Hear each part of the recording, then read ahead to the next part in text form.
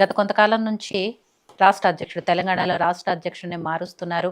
వేరే వాళ్ళకి పగ్గాలు అప్పచెప్పనున్నారు. ఇవన్నీ చర్చలు వస్తున్నాయి. దానికి తోడు రకరకాల పేర్లు కూడా తెర మీదకి వస్తున్నాయి. ఎవరికి ఇస్తున్నారు ఏంటి అనేది. ప్రస్తుతం అయితే కిషన్ రెడ్డి గారు అధ్యక్షుడిగా ఉన్నారు.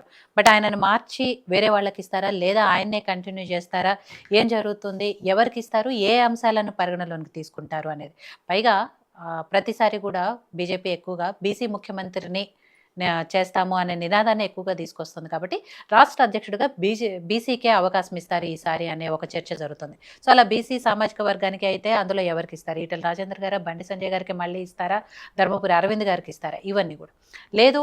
ఇంకొక సామాజిక వర్గానికి అంటే దాంట్లో కూడా రకరకాల పేర్లు వినిపిస్తున్నాయి. మళ్ళీ కిషన్ రెడ్డి గారికి, లేకపోతే డీకే అరుణ గారు, ఇలా రకరకాలు వినిపిస్తున్న పరిస్థితులు అసలు అధ్యక్షుడి మార్పు ఉందా లేదా, ఉంటే ఎప్పుడు ఉండబోతోంది, ఎవరిని నియమించబోతున్నారు అని.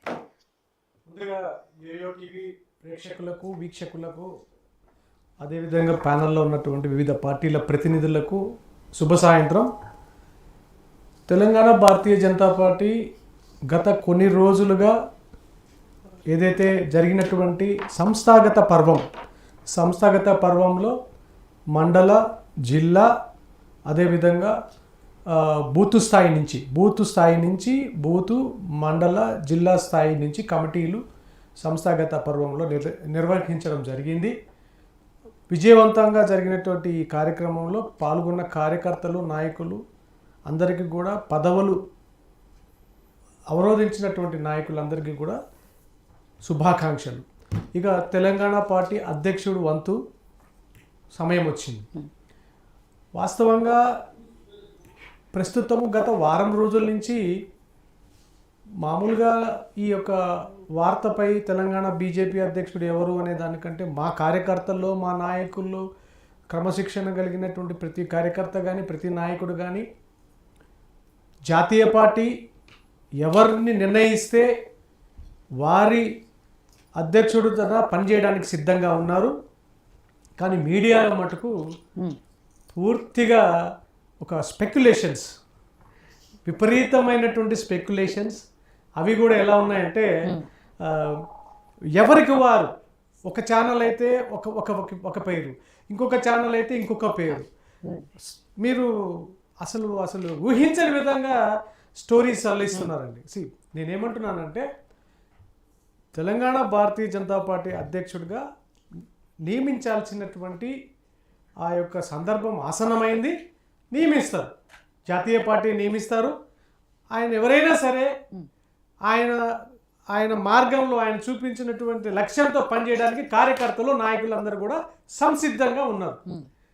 ఇక ఈ స్పెక్యులేషన్స్ రావడానికి కారణం కూడా నేను అనుకుంటున్నాను. ఏ విధంగా అంటున్నానంటే మీ యొక్క ఛానల్ యొక్క దాన్ని ఏమంటారు, పిఆర్ రేటింగ్ ఏమంటారు, టీఆర్పీ రేటింగ్ పెంచుకోవడానికి ఒక్కొక్క ఛానల్ ఒక్కొక్క పేరు చెప్తున్నారు అనేటువంటిది నాకు అనిపించింది. బీజేపీ అధ్యక్షుల చేస్తే ఛానల్ టీఆర్పీలు పెరిగిపోతాయా అంటే ఆ విధంగా చెప్తున్నారు మేడం. అంటే పోనీ అలానే అనుకున్నా వాటన్నిటికీ పులి స్టాప్ పెట్టాల్సిన అవసరము, వాటన్నిటికీ తెరదించాల్సిన అవసరము, అసలు అవకాశం కల్పించకుండా ఉండాల్సిన బాధ్యత కూడా బీజేపీకే ఉంది కదా. ఇప్పుడు నియమించాల్సింది జాతీయ పార్టీ, పనిచేసేది నాయకులు, కార్యకర్తలు తెలంగాణలో సిద్ధంగా ఉన్నారు. మధ్యలో మీడియాకి ఈ స్పెక్యులేషన్స్లో ఒక్కొక్క ఛానల్ ఒక్కొక్క పేరు చెప్పడం అనేది అది ఎంతవరకు సబబు? నేను మొట్టమొదట నా ప్రశ్న. ఒకవేళ చెప్పడంలో తప్పు లేదు, గంటలో అయిపోతుంది, రేపు ఉదయాన్నే అయిపోతుంది, మధ్యాహ్నానికి రెడీ అయిపోతుంది, ఇప్పుడే సమావేశమయ్యారు అంటే ఇవన్నీ కిషన్ రెడ్డి గారు అందుకే ఢిల్లీ నిన్న ఛానల్ అయితే ఒక ఛానల్ అయితే కిషన్ రెడ్డి గారు హుటాహుటిన బయలుదేరిన కిషన్ రెడ్డి గారు. సో ఇవన్నిటికీ ఫుల్ స్టాప్ పెట్టే సమయం ఇది. ఎందుకంటే ఒక వారం రోజుల్లో ఉగాది పండుగకి శుభవార్త వింటారు. ఉగాది పండుగకు ముందే శుభవార్త వింటారు. ఎవరు అనేది కూడా నేను ఒక క్రమశిక్షణ గల కార్యకర్తగా మేము కూడా అటువంటి మాటలు మేము మాట్లాడకూడదు. మాకు ఒక పార్టీ సిద్ధాంతాలు, కట్టుబడి నిర్ణయాలు ఉన్నాయి. ఇక మీరు చెప్పినటువంటి చర్చలో భాగంగా బీసీ లక్ష్యం, బీసీల యొక్క ముఖ్యమంత్రి. ఆల్రెడీ మేము తెలంగాణలో గతంలో ఎన్నికల్లో కూడా బీసీ ముఖ్యమంత్రి అనేటువంటి ఒక మంచి ట్యాగ్ లైన్తో బీసీని ముఖ్యమంత్రి చేస్తామని చెప్పినాం కూడా. ప్రజలు కొంతమంది ఆశీర్వదించారు, కొన్ని దగ్గరలో మమ్మల్ని వదిలేశారు ఆశించిన స్థాయిలో రిజల్ట్ ఆశించిన రాలేదు. స్థాయిలో. సో నేనేమంటున్నానంటే ఏది ఏమైనా ఉమ్, గతంలో ఉన్నటువంటి అధ్యక్షులను ఒకసారి పరిశీలించుకుంటే డాక్టర్ లక్ష్మణ్ గారు కానివ్వండి, కిషన్ రెడ్డి గారు కానివ్వండి, ఇంకా చాలామంది అధ్యక్షులు పనిచేసినటువంటి తెలంగాణ ఉమ్మడి ఆంధ్రప్రదేశ్ తెలంగాణలో జరిగిన తర్వాత డాక్టర్ లక్ష్మణ్ గారు, తర్వాత బండి సంజయ్ గారు, కిషన్ రెడ్డి గారు. ఒకసారి చూస్తే బండి సంజయ్ గారు పనిచేసినటువంటి ఒక తీరుకి, ఆయన కార్యకర్తలతో మమేకమైన తీరు, నాయకులలో ఆ మమేకమైన తీరు, అదేవిధంగా చేసినటువంటి పోరాటాల ఫలితంగా ఈరోజు బీఆర్ఎస్ పార్టీ ఈరోజు ఫామ్ హౌస్లో కూర్చొని ఉంది, ఫామ్ హౌస్లో పండుకొని ఉంది. బీఆర్ఎస్ పార్టీ ఫామ్ హౌస్లో పండుకుంది. ఎందుకంటే ప్రగతి భవన్లోనే పరిమితమై ప్రగతి భవన్లోనే ఉన్నటువంటి కేసీఆర్ గారిని బయటకి తీసుకొచ్చి ఆయన యొక్క అవినీతిని, వాళ్ళ కుటుంబం యొక్క అవినీతిని ఎండగట్టిన వ్యక్తి బండి సంజయ్ గారు. సరే, కొన్ని స్వీయ వ్యూహాల ఫలితమో లేకుంటే భారతీయ జనతా పార్టీ చేసుకున్నటువంటి కొన్ని భవిష్యత్తులో జరగాల్సిన విషయాల్లో ఏదో వాళ్ళ యొక్క జాతీయ పార్టీ, రాష్ట్ర పార్టీ వల్ల కొన్ని జరిగినాయి.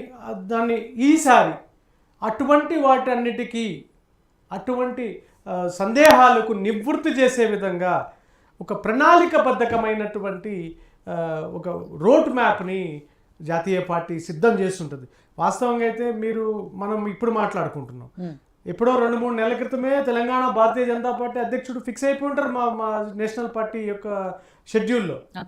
కాకపోతే సంబంధిత విషయాన్ని ఎప్పుడు అనౌన్స్ చేయాలనేటువంటిది ఒకటే మా దగ్గర జాతీయ పార్టీ ఉంటుంది. ఇప్పుడు అన్ని రాష్ట్రాల అధ్యక్షులు 1 by 1 నిన్నట్టు ఈరోజు ఉదయం కేరళ అధ్యక్షులను కూడా ప్రకటించడం జరిగింది.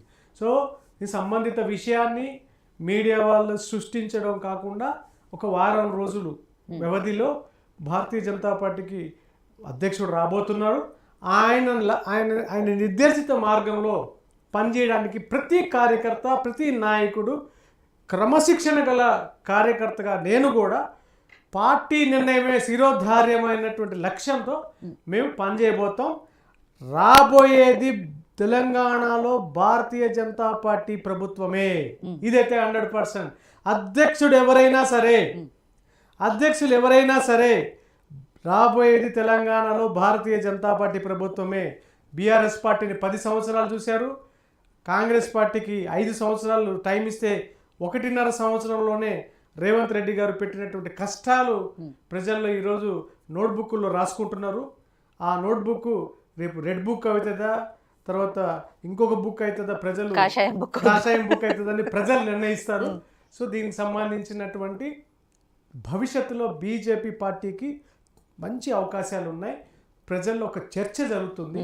ఈ చర్చలో భాగంగా జాతీయ పార్టీ కూడా ఒక మంచి నిర్ణయం తీసుకుంటుందని చెప్పి మనసా వాచ కోరుకుంటున్నాను. వేణుగోపాల్ గారు, అంటే రాష్ట్ర అధ్యక్షుడు ఎవరైనా కూడా మీలాంటి నాయకులు లేకపోతే కార్యకర్తలు వీళ్ళందరూ కూడా కలిసి